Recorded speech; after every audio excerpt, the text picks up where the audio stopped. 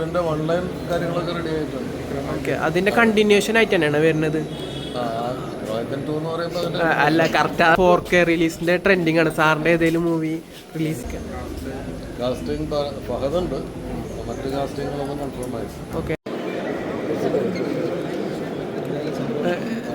കുറെ കാലത്തിന് ശേഷം അതിന്റെ എഴുത്ത് കഴിഞ്ഞിട്ടുണ്ട്.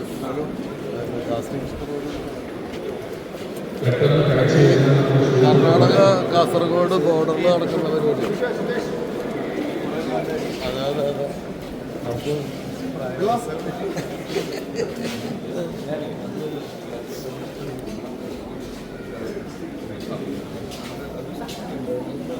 കേൾക്കാം.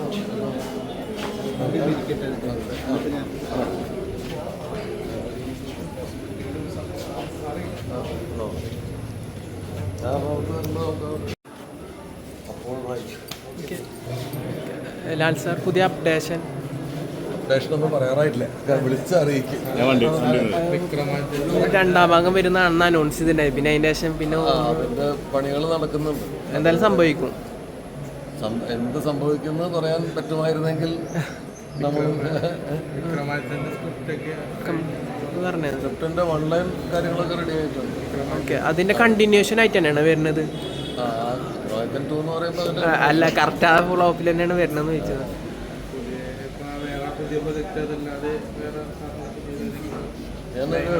വനം എന്ന് പറയുന്ന ഒരു നോവലും സിനിമയാക്കാനുള്ള ഒരു പരിപാടിയിലാണ് അതിന്റെ സ്ക്രിപ്റ്റിംഗ് കാര്യങ്ങൾ നടന്നുകൊണ്ടിരിക്കുന്നത്. കാസ്റ്റിംഗ് ഫഹദുണ്ട്, മറ്റു കാസ്റ്റിംഗുകളൊന്നും കൺഫേം ആയി. ഓക്കെ, നായികയൊന്നും തീരുമാനിച്ചിട്ടില്ല. ഓക്കെ, ഏത് നോവലായിരുന്നു സാർ? പൊന്നം പ്രശാന്തിന്റെ പൊന്നം എന്ന് പറഞ്ഞത്. ഓക്കെ, പിന്നെ നമ്മുടെ ദുൽഖറിന് ഇപ്പോൾ ഒരു അവാർഡ് കിട്ടിയിട്ടുണ്ടായിരുന്നല്ലോ, കണ്ടിട്ടുണ്ടായിരിക്കും. തെലുങ്കാന സ്റ്റേറ്റ്, അതിനെ കുറിച്ച് 2 വാക്ക് പറയാമോ? അതിനെക്കുറിച്ച് ഞാൻ അല്ല, ആശംസകൾ. ദുൽഖറിന് അവാർഡ് കിട്ടിയതിന് വലിയ സന്തോഷം. മലയാള ഇൻഡസ്ട്രിയിൽ നിന്ന് ആദ്യമായിട്ടാണ് ഇങ്ങനെ തെലുങ്കാന പോയിട്ട് ഒരു നടന് അവാർഡ് കിട്ടുന്നത്.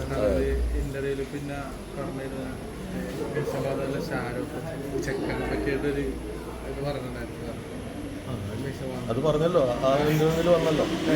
ആ ഇന്റർവ്യൂവിൽ പറഞ്ഞ് ഞാൻ വീണ്ടും പറയാം. ഇപ്പോൾ സാർ, ഒരു ക്വസ്റ്റ്യനും കൂടി. ഇപ്പോൾ 4K റിലീസിന്റെ ട്രെൻഡിങ് ആണ്. സാറിന്റെ ഏതെങ്കിലും മൂവി റിലീസ് ഒന്നും വരുന്നു? ഇത് മീശമാധവന്റെ പ്രൊഡ്യൂസർ, അയാളോട് 4K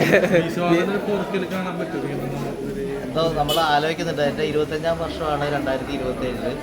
നമ്മൾ പ്ലാൻ ചെയ്യുന്നുണ്ട്. എൻ്റെ കൂടെ എൻ്റെ പ്രൊഡ്യൂസർ സുബൈറിൻ്റെ ഫ്രണ്ടാണ്. ഞങ്ങൾ ഒന്ന് ചെയ്ത് ഞാൻ സുബൈറും കാര്യമായിട്ട് അതിനെപ്പറ്റി ആലോചിക്കുന്നുണ്ട്. നിങ്ങളുടെയൊക്കെ പ്രാർത്ഥന ഉണ്ടെങ്കിൽ നടത്തിയെടുക്കാം.